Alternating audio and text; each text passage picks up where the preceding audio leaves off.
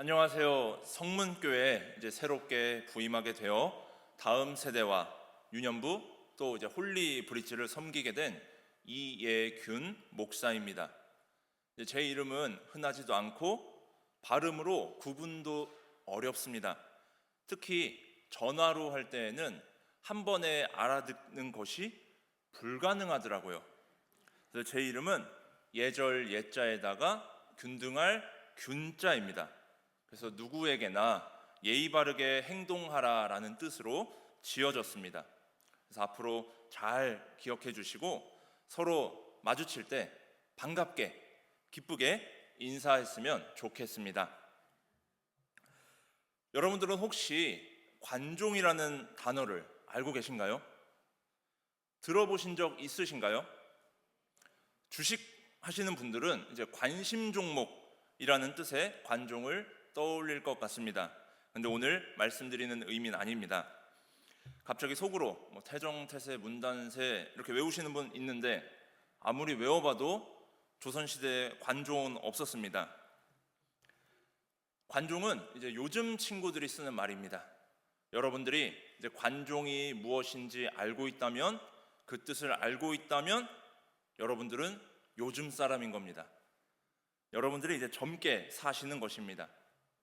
관종은 관계할 관에 씨 종자를 써서 관심종자라는 뜻으로 타인에게 관심을 받고 싶어서 이제 관심을 받고 싶어하는 욕구가 병적인 상태에 이른 사람들을 지칭하는 단어입니다.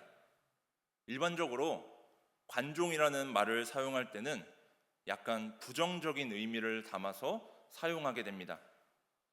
애정결핍이나 인정에 대한 욕구로부터 시작된 나머지 다른 사람들의 관심을 받기 위해서 말과 행동이 과해지거나 심지어 그것이 폭력으로 나타나는 경우도 있습니다.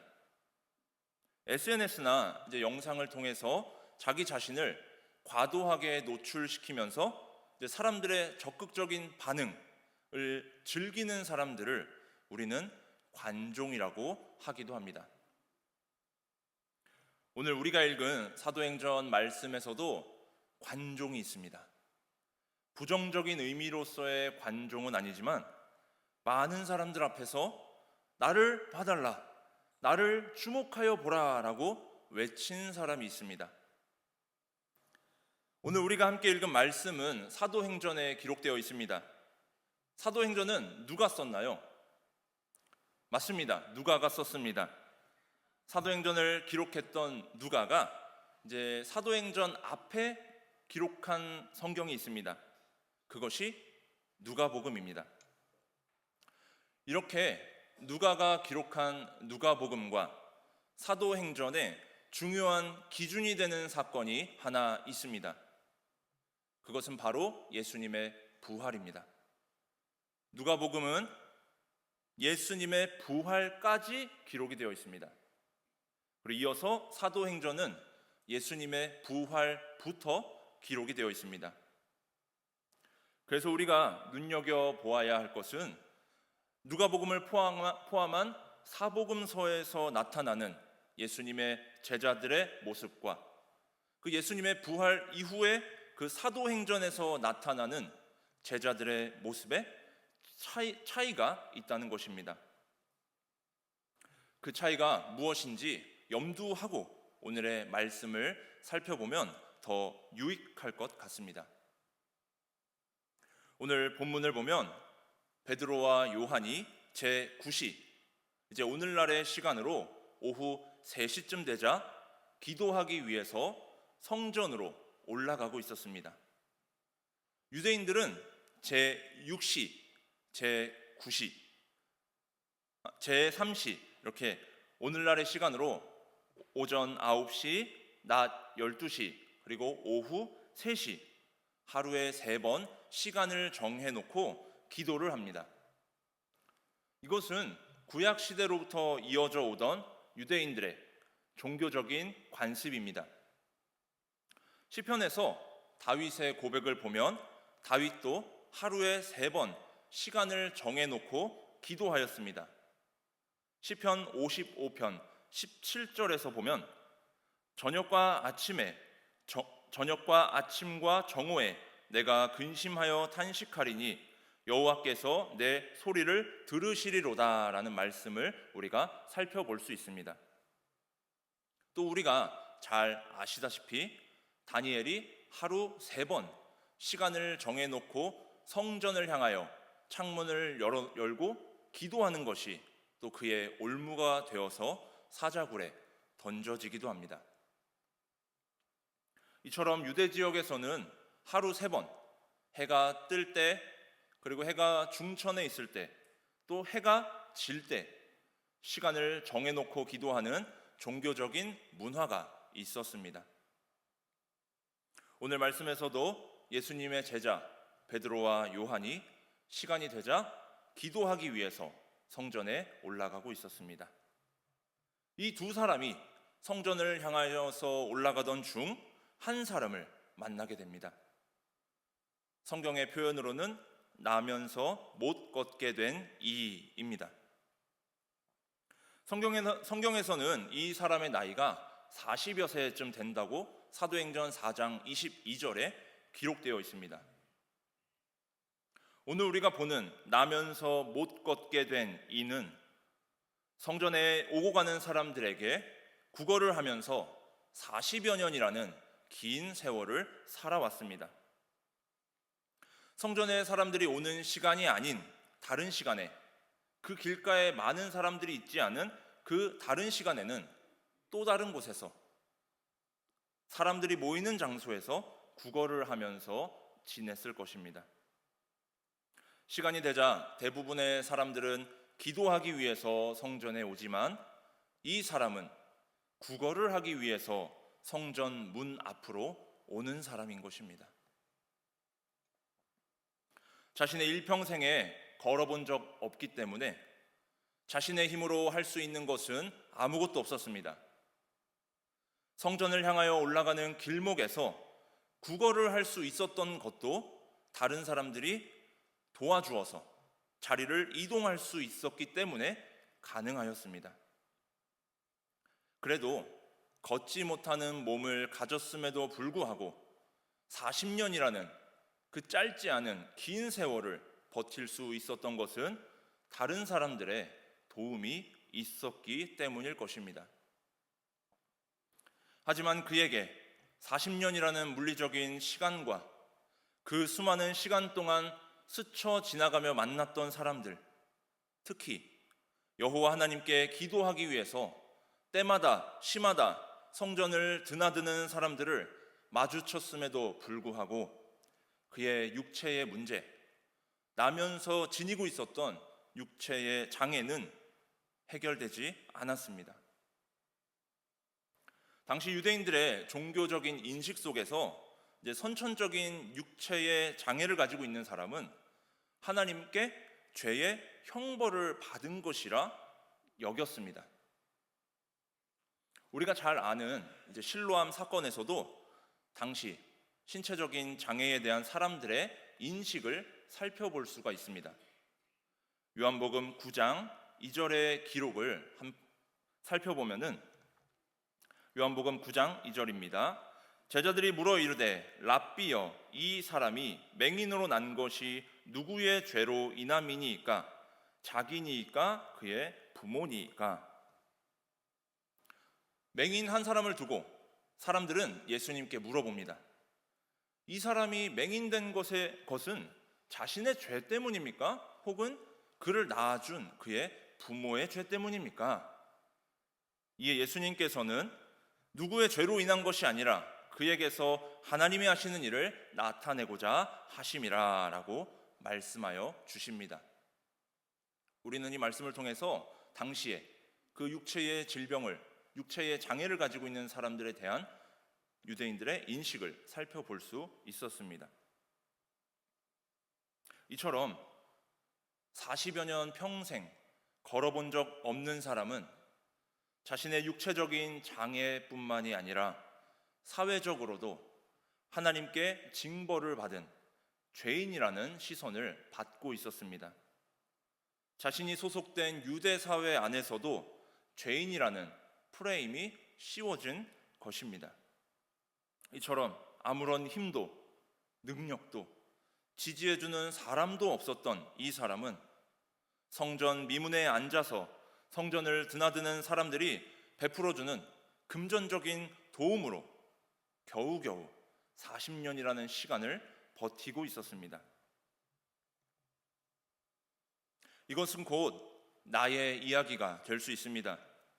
오늘 본문에서 볼 수 있었던 나면서부터 걷지 못한 이가 나의 모습일 수 있습니다.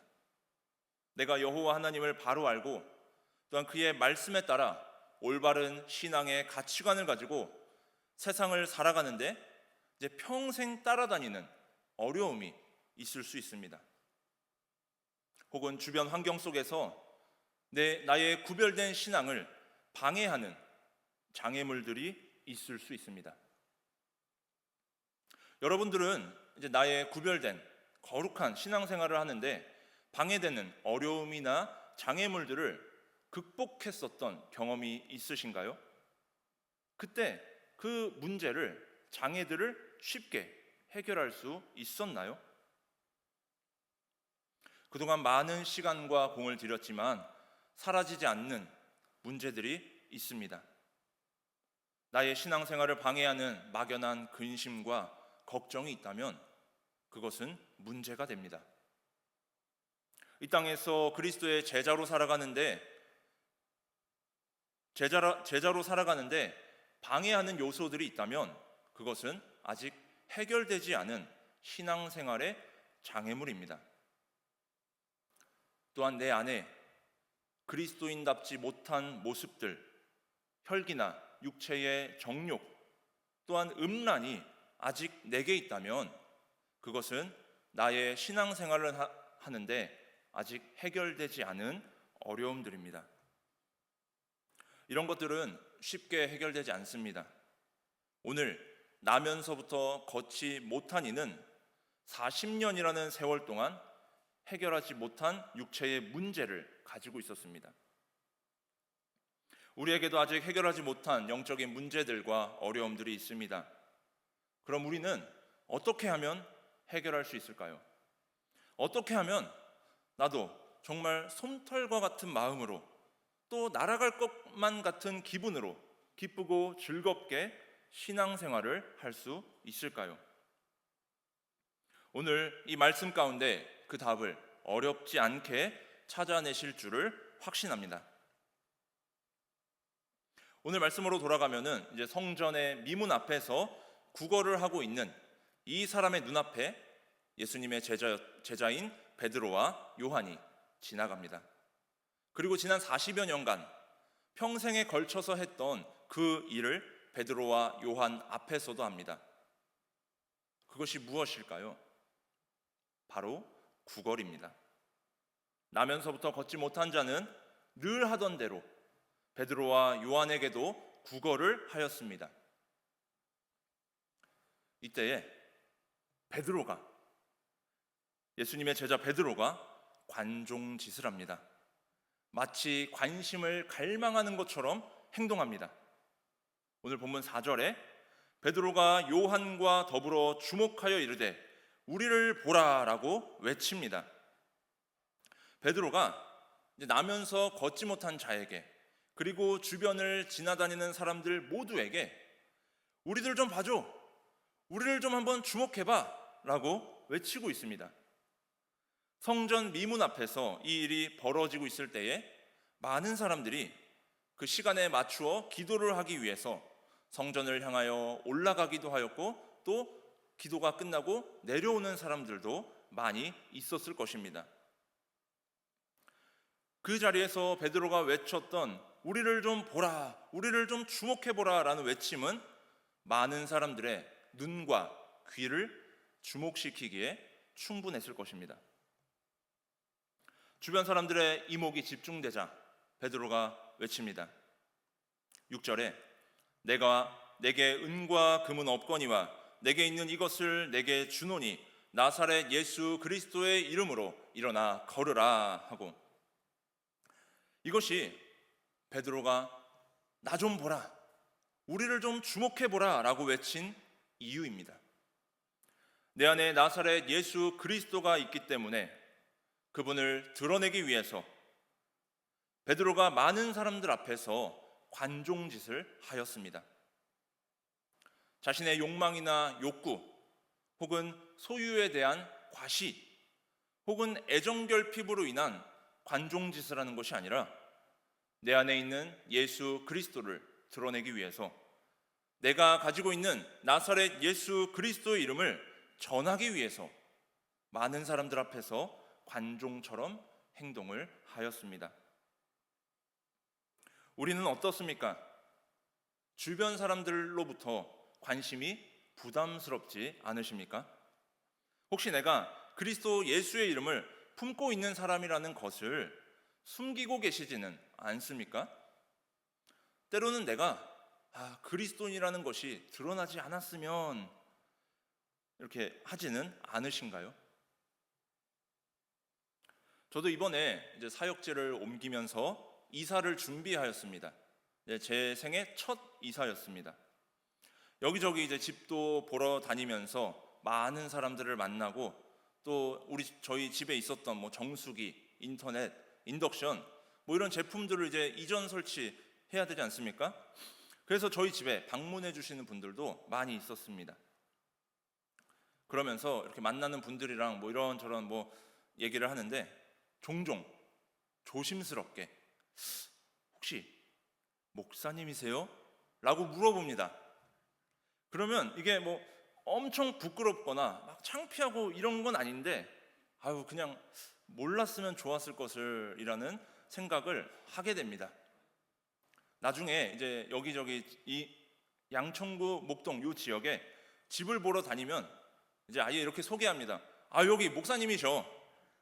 요 앞에 성문교회로 오셨대. 그래요? 저도 교회 다녀요. 뭐 이러시는 분들을 많이 만났습니다. 아예 그냥 소개부터 하고 목사라고 소개부터 하고 집을 둘러볼 때가 있었습니다. 그러면 이제 부끄러움은 저의 몫이 됩니다. 또 목사이기 때문에 이것저것 막 날카롭게 볼 수도 없고 그냥 좋게 이렇게 넘어갔습니다. 그래도 지금 집에 만족합니다, 저는. 그래서 그리스도인이라는 것, 이제 제 상황에서는 목사라는 것을 이제 부끄러워하는 모습이 이제 남의 얘기가 아니라 바로 며칠 전 저의 이야기이고 또 우리의 삶에서 우리의 이야기일 것입니다. 그러나 우리는 그리스도인이기 때문에 감당해야 될 몫이 있습니다. 우리는 세상으로부터 주목을 받아야 합니다. 우리가 예수 그리스도를 우리의 구원자로 믿고 따르는 이상 세상으로부터 관심을 받을 수밖에 없습니다. 세상과 교회는 추구하는 가치가 다르고 목표를 이루는 방법이 다르기 때문에 우리는 세상으로부터 주목을 받을 수밖에 없습니다. 오히려 세상으로부터의 주목과 관심을 받지 못한다면 그것은 우리가 슬퍼해야 될 수도 있습니다. 그것은 세상에서 볼 수 있는 다른 기관이나 공동체와 다를 바가 없기 때문일 수도 있습니다. 우리는 세상으로부터 관심을 갈구하는 관종이 되어야 합니다. 그러나 은과 금으로 주목받는 것이 아니라 내 안에 있는 예수 그리스도의 이름으로 주목을 받아야 합니다. 세상이 요구하는 틀과 기준을 가지고 관심을 받는 것이 아니라 내 안에 살아 역사하는 예수 그리스도의 이름으로 관심을 받아야 합니다. 오늘 말씀에서도 나면서 걷지 못한 자는 눈앞에 지나가는 이 베드로와 요한에게 기대했던 바가 있습니다. 예수님의 이름을 기대하기보다 은과 금을 기대하였을 것입니다. 지금까지 40년 동안이라는 시간 동안 살아왔던 자신만의 방식대로 베드로와 요한에게도 기대하였을 것입니다. 그러나 베드로는 내게 은과 금은 없거니와 라고 시작하였습니다. 오늘날 교회와 그리스도인들이 은과 금으로 혹은 취업이나 승진으로 혹은 부동산이나 어떤 투자의 성공으로 주목을 받는다면 그것만큼 슬픈 것도 없을 것입니다. 자녀를 말씀 안에서 참된 예배자로 잘 키우고 또한 올바른 성경적 가치관으로 키운 것은 주목할 만합니다. 하지만 예수님을 믿어서 어릴 때부터 교회 학교 출석하니까 좋은 대학 가고 좋은 직장 취직하고 때 되니까 결혼도 하고 자녀 낳는 것으로 주목을 받는다면 그것은 세상의 기준으로 주목을 받는 우리의 모습이 될 것입니다. 교회와 성도는 나사렛 예수 그리스도의 이름으로 주목을 받아야 합니다. 2000년 전 태어나서 한 번도 걸어본 적 없는 사람도 그동안 많은 사람들의 적선과 구제로 40여 년이라는 시간을 살 수 있었습니다. 버틸 수 있었습니다. 성전에 올라가던 베드로와 요한도 앞선 자들과 똑같이 은화 몇 입을 던져주고 갔다면 그 사람의 인생에 있어서 하루 혹은 한 끼니를 해결할 수 있는 그 시간만큼은 연장되었을지언정 인생 전체가 송두리째 바뀌는 역사는 없었을 것입니다. 우리가 가진 그리스도의 이름은 생명을 가지고 사는 하루를 연장시켜주는 연명이 아니라 한 사람의 인생을 송두리째 바꾸어 놓을 수 있는 힘이 있습니다. 나면서부터 한 번도 걸어본 적 없는 이가 예수 그리스도의 이름을 들었을 때에 그의 인생이 바뀌기 시작합니다. 베드로가 나사렛 예수 그리스도의 이름으로 일어나 걸으라 하고 외치자 발과 발목이 힘을 얻게 되고 점점 일어나서 서서 뛰기까지 합니다.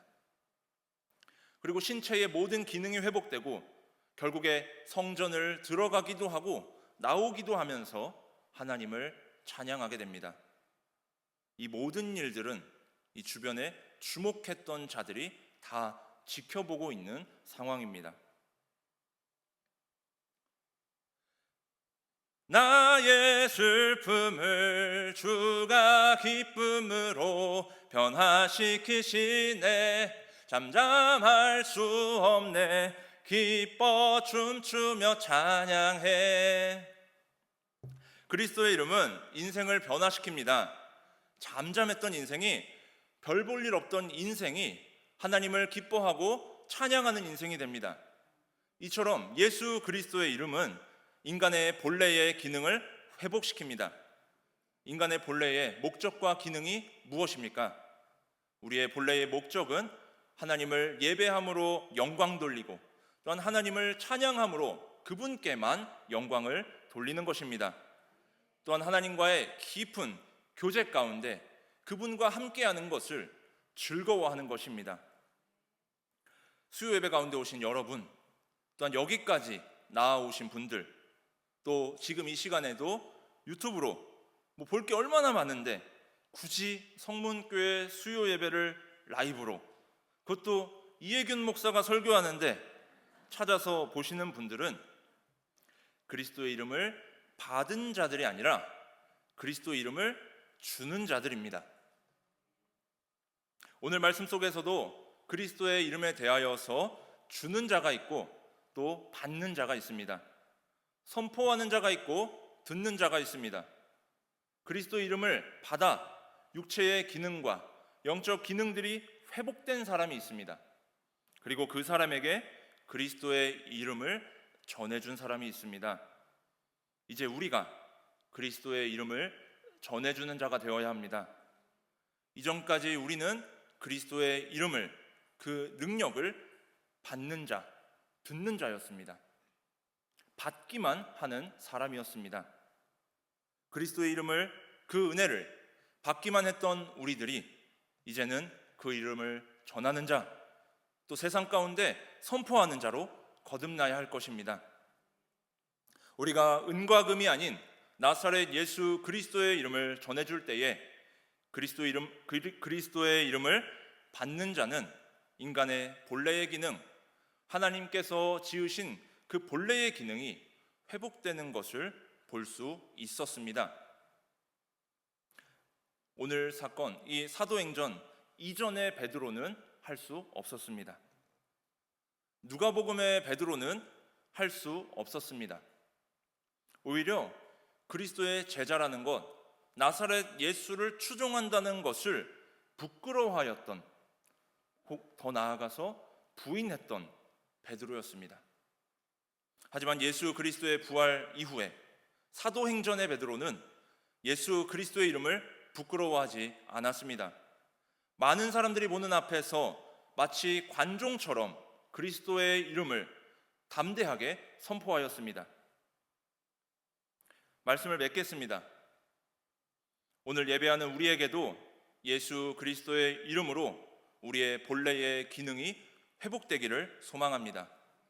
우리의 본래의 기능은 하나님께 영광을 돌리고 그분을 즐거워하는 것입니다. 그리고 이제는 더 나아가서 그리스도의 이름을 전하고 선포하는 자가 되어야 합니다. 그리스도의 이름으로 세상의 주목을 받는 사람이 되어야 합니다. 세상이 요구하는 은과 금이 아닌 복음의 본질이 되시는 예수 그리스도를 담대하게 선포하여서 그 이름을 듣는 자로 하여금 회복을 경험하는 우리 모두가 되시기를 소망합니다. 우리 성문교회를 통해서 이 땅이 다시 하나님 앞에 열정적으로 또 성령 충만함으로 예배하는 땅으로 회복되기를 소망합니다.